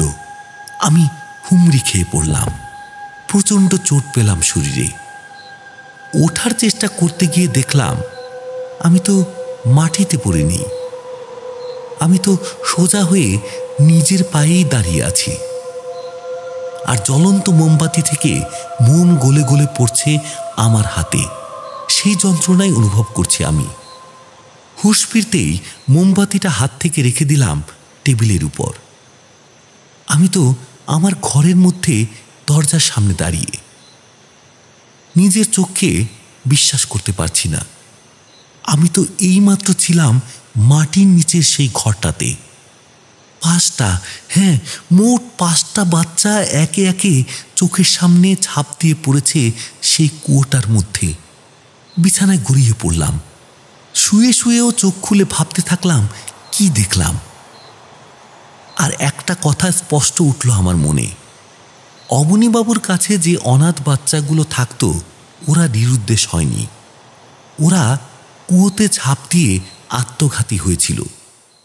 অবনী দাদু কি সেটা জানতেন নাকি জানতেন না? আর ৮-১০ বছরের শিশুদের জীবনে এমন কোন অপ্রাপ্তি থাকতে পারে যে জন্য তারা আত্মঘাতী হতে যাবে? অথবা এমন কোন হতাশা যা তাদেরকে বাধ্য করে নিজেদের জীবন শেষ করে দেওয়ার সিদ্ধান্ত নিতে? সারা রাত ঘুম হলো না। বারবার যেতে ইচ্ছে করছিল চিলেকোঠায়। সেই কুঠুরি সত্যি আছে কিনা দেখার জন্য, নাকি এসবও আমার হ্যালোসিনেশন। এ বাড়িতে আসার আগে এ ধরনের কোনো অভিজ্ঞতা আমার হয়নি। আর আমি যা দেখছি সম্পূর্ণ সচেতনভাবেই দেখছি। স্বপ্ন নয়, কল্পনা নয়। কেউ চাইছে আমি এসব জানি, তাই দেখছি। অন্তর থেকে বিশ্বাস হচ্ছিল আমার এ বাড়িতে আসা, এ বাড়ির মায়ায় জড়িয়ে পড়া, অতীতকে চোখের সামনে দেখা, এসবই পূর্ব নির্ধারিত। চোখের উপর ভোর হতে দেখলাম। সকাল হতে লাফ দিয়ে বিছানা থেকে নামলাম। ছুটে গেলাম চিলেকোঠায়। যা আশা করেছিলাম তাই। পরিত্যক্ত জঞ্জালে ভরা চিলেকোঠায় সেই কুঠুরির অস্তিত্ব বোঝার উপায় নেই। নেমে এলাম নিচে। শম্ভু আসতেই ওকে নিয়ে আবার উপরে উঠলাম। তারপর দুজনে মিলে হাত লাগিয়ে ঘন্টা ২ ধরে অনেকটাই সরিয়ে ফেললাম জঞ্জাল। দেওয়ালের সামনেটা পরিষ্কার হয়ে আসতেই দেখতে পেলাম দেওয়ালে একটা ছোট্ট দরজা। দরজাটাকে আড়াল করতেই হয়তো জঞ্জালগুলো ওভাবে জড়ো করা হয়েছিল। দরজার পাল্লা সিমেন্ট দিয়ে পাকাপাকিভাবে বন্ধ করা। শম্ভুকে বললাম শাবলের সাহায্যে সিমেন্ট করা অংশটা ভেঙে ফেলতে। শম্ভুর মুখ দেখে বুঝতে পারছিলাম ওর মনে প্রচুর প্রশ্ন জমছে। পাত্তা না দিয়ে ওকে দিয়ে কাজটা করিয়ে ফেললাম বেশ কিছুক্ষণের চেষ্টায়। যা ভেবেছিলাম ঠিক তাই। দোতলা আর ৩ তলার নকল দরজাগুলোর মতোই এখানেও ভেতরে নীরের দেওয়াল। তবে পার্থক্য আছে। এখানে দেওয়ালের চতুষ্কোণ একটা জায়গা যেন আশেপাশের অংশের থেকে একটু আলাদা। বোঝা যাচ্ছে এই অংশটা পরবর্তীকালে নতুন করে তৈরি করা হয়েছে। আমি একটুও অবাক হলাম না। আমি যেন জানতামই এরকম কিছু পাব। শম্ভুর একার পক্ষে দেওয়াল ভাঙা কঠিন হবে, তাই ওকে বললাম ওর চেনাশোনা দুই একজনকে গ্রাম থেকে ডেকে নিয়ে আসতে।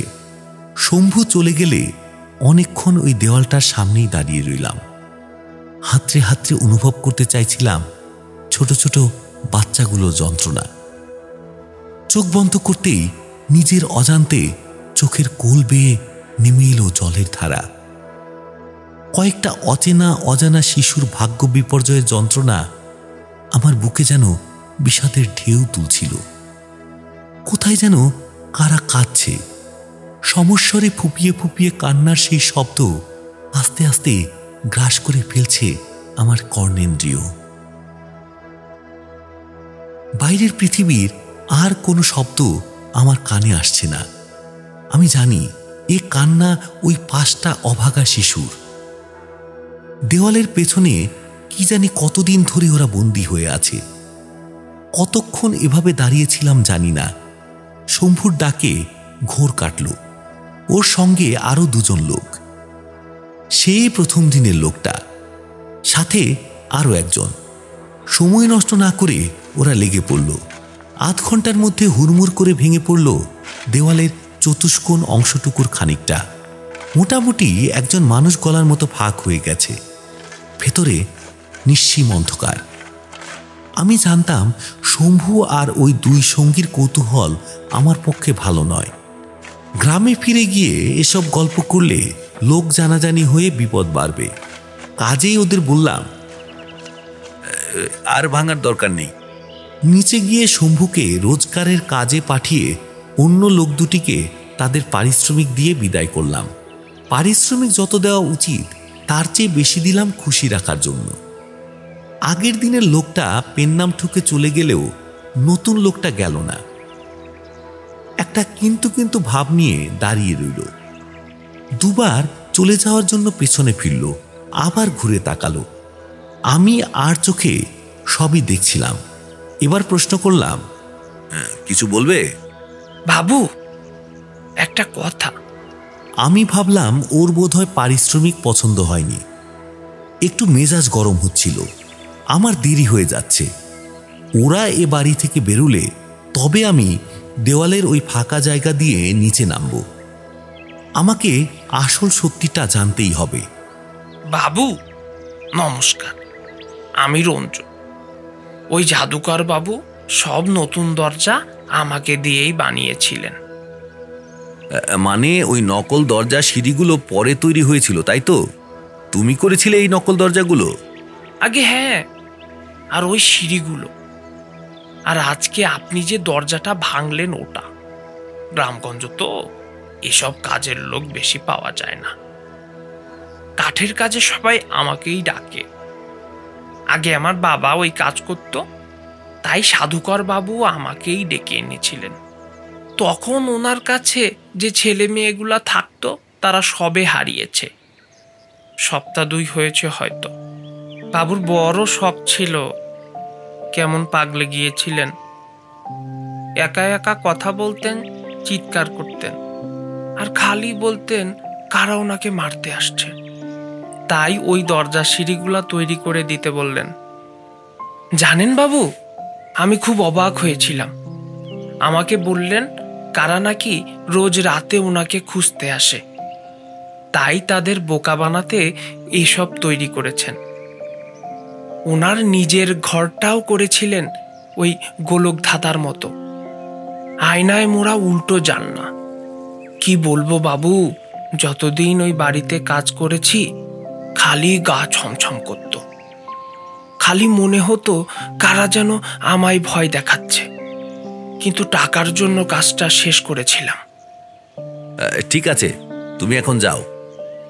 লোকটা বোধহয় আরো কিছু মুখরোচক আলোচনার আশায় ছিল। একটু হতাশ হয়ে চলে যেতে যেতেও ফিরে দাঁড়ালো। একটা কথা বলবো বাবু, জাদুকর বাবু মনে হয় কোনো কোনো খারাপ কাজ করছিলেন। 5টা বড় বড় পুতুল ছিল ওনার ঘরে। বলছি, ওই জাদুকররা কথা বলা পুতুলের খেলা দেখায় না, ওই রকম। লোকে খুব ভয় পেতেন। উনি সারা দিন নিজের মনে ক্ষমা চাইতেন ওদের কাছে, সারা রাত চিৎকার করতেন। আমি কয়েকবার শুনেছি। তুমি এবার আসতে পারো। আমার গলার কাঠিন্য অনুভব করেই হয়তো লোকটা আর কিছু না বলে চলে গেল। আমি পিছনে ফিরে ওর চলে যাওয়া দেখছিলাম। তখন চোখে পড়ল সিঁড়ির পাশে সিটিয়ে দাঁড়িয়ে থাকা শম্ভুর দিকে। শম্ভু কি আড়ি পেতে কথা শুনছিল নাকি? আমার রাগের পারদ চড়েছিল। গলা তুলে ডাকলাম ওকে। শম্ভু, ওখানে কি করছো? কিছু বলবে? পায়ে পায়ে এগিয়ে এলো শম্ভু, মাথা নিচু, যেন খুব অন্যায় করে ফেলেছে। কি ব্যাপার, তোমার কাজ শেষ? রঞ্জু রঞ্জু ঠিকই বলেছে বাবু। জাদুকর বাবু ভালো লোক ছিলেন না। কি বলতে চাইছো পরিষ্কার করে বলো, আমার সময় নেই। বাবু, জাদুকর বাবু আপনার আত্মীয়, তাই এতদিন বলিনি। আমি তো অনেক ছোট থেকে আসি এ বাড়িতে। আপনাকে তো বলেছি জাদু দেখতে আসতাম। প্রথম প্রথম ভালোই লাগতো। উনি বিনে পয়সায় খেলা দেখাতেন, ভালো ভালো খাবারও দিতেন। কিন্তু তার বদলে উনি আমাদের এক একজনকে এক একদিন কোলে বসাতেন, আদরও করতেন। কাউকে কাউকে নিয়ে সময়ের জন্য ভেতরের ঘরে যেতেন। সে যখন ফিরত, তার হাতে প্রচুর চকলেট, মিষ্টি এসব থাকতো। যারা পেত না তাদের খুব আফসোস হতো ভেতরে যাওয়ার সুযোগ না পেয়ে। এরকম ভাবেই একদিন আমার পালা এলো। আপনাকে আপনাকে আর কি বলবো বাবু, বুঝতেই তো পারছেন, খুব ছোট ছিলাম তো। খুব কষ্ট হয়েছিল। ভেবেছিলাম এ আবার কেমন আদর তার। তারপর তারপর আমরা অনেকে আর আসতাম না, কিন্তু অনেকেই আবার আসতো। আসলে পাড়া গায়ের বাচ্চা তো, অত চকলেট মিষ্টির লোভ সামলাতে পারতো না। বড় হওয়ার পরে বুঝেছি কতখানি খারাপ লোক ছিলেন ওই জাদুকর। অবনী দাদু পিডোফাইল ছিলেন? ছি ছি ছি ছি, গা গুলিয়ে উঠল আমার। কিন্তু মুখে সেটা প্রকাশ হতে দিলাম না। তুমি এ কথা বড়দের বলনি? কি যে বলেন বাবু, এ কি আর আপনাদের শহর নাকি? যে যা বললাম বাবা মা বিশ্বাস করলো। জাদুকর বাবু গ্রামের জন্য অনেক করেছেন। চণ্ডী মণ্ডপ গড়ে দেওয়া, দুর্গাপূজায় মোটা চাঁদা দেওয়া, সবার কাছে উনি ছিলেন ভগবান। তাছাড়া আপনাকে তো বললামই, দুই একজন বাচ্চা নিজের ইচ্ছেই ওনার কাছে আসতো খাওয়ার লোভে। ওরা আমাদের কথা মিথ্যা প্রমাণ করে দিত। তাহলে উনি যখন 5টা অনাথ বাচ্চাকে নিয়ে কাছে রাখলেন, তখনই বা তোমরা কিছু বললে না কেন? কেন বলবো বাবু, কে আর সাত করে ঝামেলায় পড়তে চায় বলুন? তাহলে আজ আর এসব কথা বলে কি লাভ? তোমার কাজ হয়ে গেলে তুমি আসতে পারো। শম্ভু আমার কথার ঝাঁজ আজ করে আর কথা বাড়ালো না, চুপচাপ হয়ে গেল। আমি সময় নষ্ট না করে চিলেকোঠার ভাঙা দেওয়ালটার সামনে উপস্থিত হলাম। ভাঙা অংশটা দিয়ে পা বাড়ালাম ভেতরের দিকে। পায়ের তলায় সেই লোহার সিঁড়ি। আমার পা কাঁপছিল।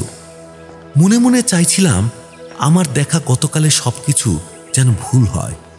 তবে হৃদয়ের গভীরের কোনো এক অন্তঃস্থল থেকে একটা বার্তা আসছিল, তাতে বুঝেছিলাম কিছুই ভুল নয়। যা কিছু দেখেছি আর যা বুঝেছি সব সত্যি।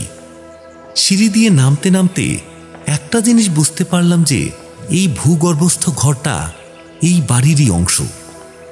অথচ বাড়ির একতলা দিয়ে এখানে ঢোকার কোনো পথ নেই। বিশেষভাবে ছাদের চিলেকোঠা থেকেই যাতায়াতের পথ তৈরি করা হয়েছে। তাহলে কি অবনী দাদুর পিতামহ অক্ষয়চরণ এই ঘরটা সত্যিই তার কোনো তন্ত্রচর্চার জন্য তৈরি করিয়েছিলেন? পরবর্তীকালে অবনী দাদু বাচ্চাগুলোকে তাদের অবাধ্যতার শাস্তি হিসেবে এখানে আটকে রেখেছিলেন। অবাধ্যতা মানে নিশ্চয়ই অবনী দাদুর নোংরা আচরণে সায় না দেওয়া। পুরো ছবিটা আমার সামনে পরিষ্কার হয়ে আসছিল। বাচ্চাগুলো এখানেই হয় এই অত্যাচার সহ্য করতে না পেরে, অথবা দিনের পর দিন এরকম বদ্ধ জায়গায় বন্দী হয়ে থাকতে থাকতে মানসিক ভারসাম্য হারিয়ে কুয়োতে ঝাঁপ দেয়। অবনী দাদু তখন এতটা ভাবতে পারেননি।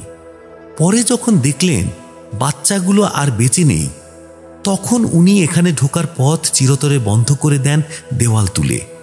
সম্ভবত দেওয়াল তোলার কাজটা উনি নিজেই করেছিলেন, আর পরে নকল দরজার সিঁড়ি তৈরি করানোর সময় এই দেওয়ালগুলো দরজা বানিয়ে সিমেন্ট করে বন্ধ করে দেন। রঞ্জুর বলা কথাগুলো মনে পড়ছিল। এই পুতুলগুলোর কথা বলছিল, যেগুলোর কথা আমি লাইব্রেরিতে খবরের কাগজের রিপোর্টে পড়েছিলাম। অবনী দাদু নাকি পুতুলগুলোকে ভয় পেতেন। তাহলে কি পুতুলগুলো তিনি নিজে তৈরি করাননি? ছেলে মেয়েগুলোর মৃত্যুর পর কোনো অলৌকিক উপায়ে ওগুলো এসেছিল দাদুর কাছে। তাহলে কি ওরাই দাদুকে বাধ্য করেছিল ওদের দিয়ে খেলা দেখাতে? আর মৃত্যুর পরেও দাদুর আত্মা সম্ভবত ওর আয়না ঘরে আটকে আছে, মুক্তির জন্য চিৎকার করে ফেরে সারা রাত। বুক চিরে একটা দীর্ঘশ্বাস বেরিয়ে এলো। কিছুই আর নিশ্চিত করে জানা সম্ভব নয়। আমি বড়জোর অনুমান করতে পারি আর অঙ্ক মিলিয়ে নিতে পারি। সিঁড়ি থেকে নেমে প্রথম ঘরের মেঝেতে দাঁড়িয়ে ভাবছিলাম এত কিছু। এবার এগোলাম ভেতরের ঘরের দিকে। বলছি বটে ঘর, কিন্তু এটা ঠিক ঘর না। কুয়োতলাকে যদি মাথায় ছাদ আর চারিদিকে দেওয়াল দিয়ে ঘিরে ফেলা হয়, তবে যেমনটি হয় ঠিক তেমনটি। গতকাল এখানে ছেলে মেয়েগুলোকে নানা অবস্থানে ছড়িয়ে ছিটিয়ে বসে দাঁড়িয়ে থাকতে দেখেছিলাম। আজ পুরো জায়গাটাই ফাঁকা। আমি ভূতগ্রস্তের মতো এগিয়ে গেলাম কুয়ার দিকে। কুয়োর পেছনের কাঠের স্তম্ভের মাঝামাঝি জায়গায় কালো হয়ে শুকিয়ে আছে যে দাগটা, সেটার উপর ধুলোর পুরো আস্তরণ সত্ত্বেও আমি বুঝতে পারছি ওটা সেই মেয়েটার কপাল থেকে ঝরে পড়া রক্তের দাগ। কুয়োর মুখটা মাকড়সার জাল আর গা থেকে গজিয়ে ওঠা আগাছায় ভরা। কাল এগুলো দেখেছিলাম বলে মনে করতে পারছি না। হাত দিয়ে টেনে টেনে সেগুলো ছিঁড়ে ফেলার পর কিছুটা পরিষ্কার হলো কুয়োর মুখটা, কিন্তু বড্ড অন্ধকার ভেতরটা, কিছুই বোঝার উপায় নেই। আমি ঝুঁকে পড়লাম। যতদূর চোখ যায় দেখার চেষ্টা করছিলাম, কিন্তু দেখতে পাচ্ছিলাম না। আমি কেমন যেন উন্মত্ত হয়ে উঠলাম ভেতরটা দেখার জন্য। কেমন একটা জেদ চেপে গেল। কুয়ো থেকে চোখ না সরিয়েও বুঝতে পারছিলাম কারা যেন এসে দাঁড়িয়েছে আমার পেছনে। তারাও আমার কাঁধের পাশ দিয়ে উকি মেরে দেখার চেষ্টা করছে তাদের পার্থিব দেহের অবশেষটুকু এখনো পড়ে আছে কিনা সেখানে। হঠাৎ আমার পা দুটো আর মাটির স্পর্শ পেল না। আমি হুমড়ি খেয়ে পড়লাম কুয়োর ভেতরে। পড়ছি তো পড়ছি, আমার মন ততক্ষণে অস্থির হয়ে উঠেছে কুয়োর একদম নিচটা দেখার জন্য।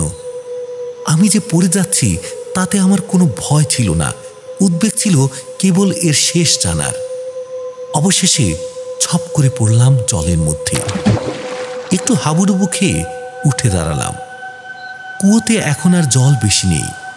আমার কোমর পর্যন্ত ডুবে আছে যে জিনিসটায়, সেটা জল কম, থকথকে কাদাই বেশি। আমার মাথা পর্যন্ত দুর্গন্ধময় পাকে মাখামাখি। আমি পাগলের মতো হাতড়াচ্ছিলাম পাকের মধ্যে। ওদের কঙ্কাল এখানেই থাকার কথা। আমাকে ওদের উদ্ধার করতেই হবে, ওদের সৎকারের ব্যবস্থা করতে হবে। বেঁচে থাকতে যে বাচ্চাগুলো প্রবল যন্ত্রণা নিয়ে বেঁচেছে, মৃত্যুর পর ওদের আত্মা যাতে শান্তি পায় সেই ব্যবস্থা করব আমি। আচমকা একটা কথা মনে হলো, এমনও তো হতে পারে বাচ্চাগুলো যখন ঝাঁপিয়ে পড়েছিল এই কুয়োতে, তখনও এতে বেশি জল ছিল না। ওরা ডুবে মারা যায়নি, মারা গেছে দিনের পর দিন এই কুয়োয় বন্দি থেকে, খাবারের অভাবে, জল কাদায় আধ ডোবা অবস্থায়। শিউরে উঠলাম আমি। তা যদি হয় তবে কি ওরা বাঁচার জন্য চিৎকার করেনি? আর অবনী দাদু নিশ্চয়ই শুনেছিলেন ওদের মরণ চিৎকার। তবুও উনি ওদের বাঁচানোর চেষ্টা না করে উল্টে দেওয়াল তুলে বন্ধ করে দিয়েছিলেন ওদের পৃথিবীতে ফেরার পথ। চিরকালের জন্য চাপা পড়ে গিয়েছিল ওদের গলার স্বর। শিউরে উঠলাম। আমি কাঁদছি, আমার গলা রুদ্ধ হয়ে আসছে। আমি শুনতে পাচ্ছি আমার সঙ্গে গলা মিলিয়ে ওরাও কাঁদছে। হঠাৎ আমার আশপাশের ঘন কালো কাদা জল থেকে একে একে উঠে দাঁড়ালো 5টা মূর্তি। মাথা থেকে বুক পর্যন্ত কালো কাদায় লেপ্টে আছে, বুকের নিচ থেকে জলের তলায়। মাথার চুলেও কাদা, শুধু সাদা চোখগুলো অন্ধকারে জ্বলজ্বল করছে। আমার হাত বাড়ানোর দূরত্বে দাঁড়িয়ে মুখ হা করে ওরা একঘেয়ে স্বরে কোরাসের মতো চিৎকার করে চলেছে। কিন্তু আমার মনে হচ্ছে যেন বহু দূর থেকে ভেসে আসছে ওদের গলা, যেন অনেকগুলো কাচের দরজা পেরিয়ে আমার কানে পৌঁছচ্ছে শব্দটা। ওদের হাঁ মুখের ভেতরে মহাশূন্যের অন্ধকার। ওরা হাত বাড়িয়ে দিয়েছে আমার দিকে, আমিও দুহাত এগিয়ে দিলাম। একে একে 5টা হাত ধরে ফেলেছি আমি আমার দুহাতের মধ্যে। হঠাৎ হাতগুলো পরিণত হলো কঙ্কালে। আমার অনুভূতি জানালো আমি যা খুঁজছিলাম তা পেয়েছি। কিন্তু আমি উঠব কিভাবে? আকস্মিকভাবেই আমার বুকের ভেতরে একটা ভয়ের সঞ্চার হলো। আমি ওদের মতোই চিরদিনের মতো আটকা পড়ব না তো এই কুয়োয়? এতক্ষণ ফেরার চিন্তা আমার মাথায় আসেনি। এবার ছটফট করে উঠলাম বাইরের পৃথিবীতে ফেরার জন্য। আস্তে আস্তে কঙ্কালগুলোকে ছেড়ে দিলাম হাত থেকে। আমি এখন এখান থেকে বেরিয়ে ওদের সৎকারের ব্যবস্থা করব। তবে তার জন্য আমাকে আগে বেরোতে হবে। হাতড়ে বেড়াতে শুরু করলাম কুয়ার দেওয়াল। কোথাও কোনো খাজ নেই, ওঠার মতো কোনো উপায় নেই। আমার কপালে ঘাম দেখা দিল। হাঁপাতে হাঁপাতে কুয়োর অপরিসর ব্যাসের মধ্যে ইঁদুরের মতো ছুটে বেড়াতে লাগলাম। কুয়োর মধ্যে অক্সিজেনের অভাব বোধ হচ্ছে। আমি জ্ঞান হারাচ্ছি। এখানে পড়ে গেলে এই কাদা জলে ডুবেই মরে যাব। জ্ঞান হারানো চলবে না কোনো মতেই। কিন্তু মাথাটা কেমন ছিমছিম করছে, চোখ অন্ধকার। আরে, আমি তো এখনো দাঁড়িয়ে আছি কুয়োর পাড়ে। হুমড়ি খেয়ে দেখার চেষ্টা করছি ভেতরটা। আমার পাশেই পড়ে রয়েছে একটু আগে ছিঁড়ে ফেলে দেওয়া আগাছাগুলো। কিন্তু তাই যদি হয়, তাহলে আমার মাথা থেকে পা পর্যন্ত কাদা মাখা কেন? কোন ভোজবাজিতে এখানে দাঁড়িয়ে দাঁড়িয়ে কর্দমাক্ত হয়ে গেলাম আমি? পায়ে পায়ে পিছিয়ে এসে পেছনে ফিরলাম। আবার চমকে ওঠার পালা আমার। আমার ঠিক পেছনে কুয়োর উল্টো দিকের দেওয়ালে হেলান দিয়ে সার সার বসে আছে 5টা পুতুল। দুটোর পরনে ফ্রক, বাকি 3টের শার্ট প্যান্ট। এগুলো সাধারণত ভেন্ট্রিলোকুইজমের জন্য ব্যবহার হয়। অবিকল একরকম প্লাস্টিক হাসি ওদের সবার মুখে। খুব ক্লান্ত লাগছিল, তবু এক এক করে 5টা পুতুলকেই তুলে আনলাম উপরে। জানি না কেন মনে হলো ওদের রাখতে হবে 3 তলায় আয়না মোড়া ঘরে, অর্থাৎ অবনী দাদুর ঘরে। অবনী দাদু যে অপরাধ করেছেন তার প্রায়শ্চিত্ত তাকে করতে হবে এভাবেই। আমি কিছুতেই তাকে মুক্তি পেতে দেব না। ওরা মরে গিয়েও অবনী দাদুকে শান্তি পেতে দেয়নি। অবনী দাদুর মৃত্যুর পরেও তার ভয় যেন তাকে তাড়িয়ে বেড়ায়, সেই ব্যবস্থা করব আমি।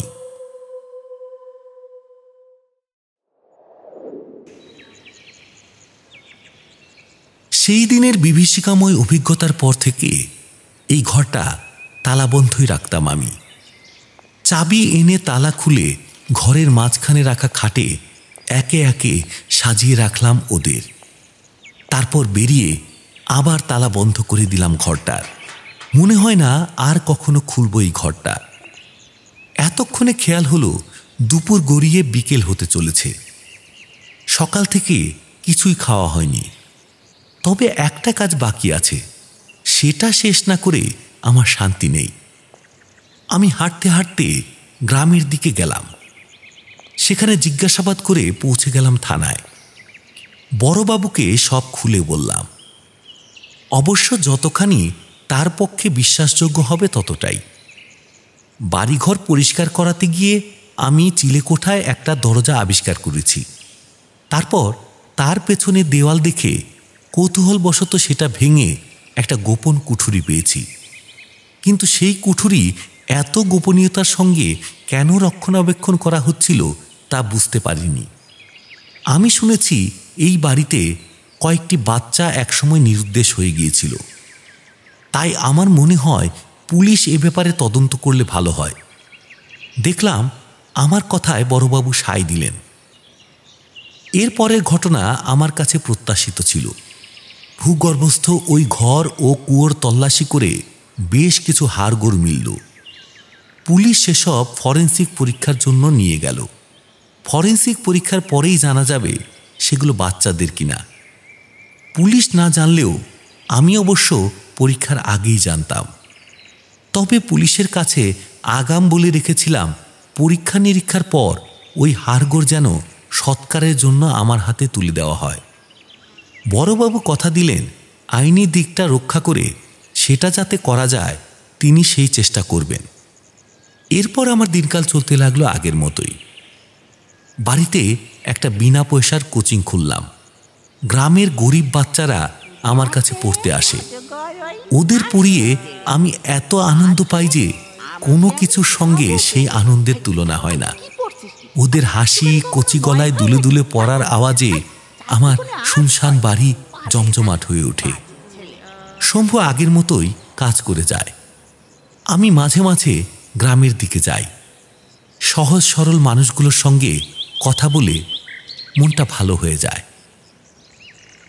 মাস দুয়েকের মাথায় বাচ্চাগুলোর দেহাবশেষ পুলিশের তরফ থেকে আমার হাতে তুলে দেওয়া হয়, যেহেতু ওদের আপনজন বলতে কেউ ছিল না, আর আমি সেগুলো সৎকারের দায়িত্ব নিতে চেয়েছিলাম। গ্রামের নদীর ধারে শ্মশানের সেই অস্থি কঙ্কাল দাহ করেছি গ্রামের লোকেদের সাহায্য নিয়ে। নিয়ম মেনে শ্রাদ্ধ শান্তি করেছি ওদের। এতদিনে হয়তো শান্তি পেয়েছে ওরা। চিলেকোঠার কুঠুরির খোলা মুখ আর 3 তলার আয়না ঘরের দরজার সামনে দেওয়াল তুলে চিরতরে বন্ধ করে দিয়েছি। জানি না বাচ্চাগুলোর মুক্তির পরেও ওদের পুতুলগুলো এখনো 3 তলার সেই ঘরে আছে কিনা। ওদের কোনো অস্তিত্ব আর অনুভব করি না। তবে অবনী দাদুর আত্মা যে আজও ওই ঘরে বন্দি, রাত বিরেতে তার কাতর চিৎকারে বুঝতে পারি। কি জানি, হয়তো রোজ রাতে তারই জাদু তার আত্মার সামনে তৈরি করে এক ইলুশন, যাতে আয়নাঘরের দেওয়াল এগিয়ে আসে তাকে পিষে ফেলতে।